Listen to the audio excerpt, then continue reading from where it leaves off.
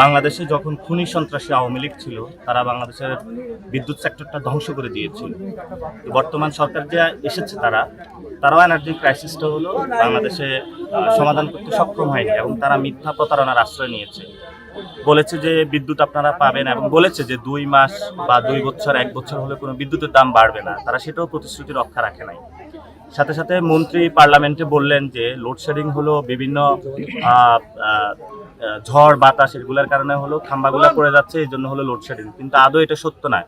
অনেক জায়গায় খাম্বা আছে, ট্রান্সফরমার আছে, লাইন আছে, কিন্তু লোডশেডিং হচ্ছে।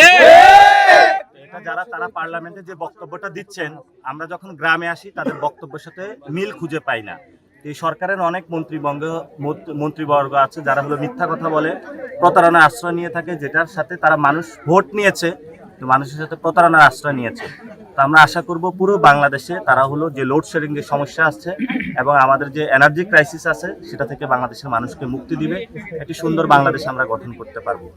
দ্বিতীয়ত হলো কুমির নিয়ে যে একটি কথা এসেছে, আমরা আশা করব যে এই বিষয়ে প্রশাসন এবং মাজারের একটা কর্তৃপক্ষ আছে, আমরা শুনেছি যেটা এখানে খাদেমরা আছে, সবাই বসে যদি আলোচনার মধ্যে একটা সমাধানের দিকে যেতে পারি, তাহলে সাংস্কৃতিক ঐতিহ্য থেকে শুরু করে সবকিছুই সুন্দর থাকবে বলে আমরা প্রত্যাশা করি। আমরা মনে করব যে মাজারে যারা খাদেম রয়েছে তারাও সরকারের প্রশাসনকে সহযোগিতা করবে, প্রশাসনও তাদের যে কথাগুলো সেগুলো কনসিডারেশন নিয়ে একটা যৌক্তিক সমাধানে আসবে ইনশাআল্লাহ।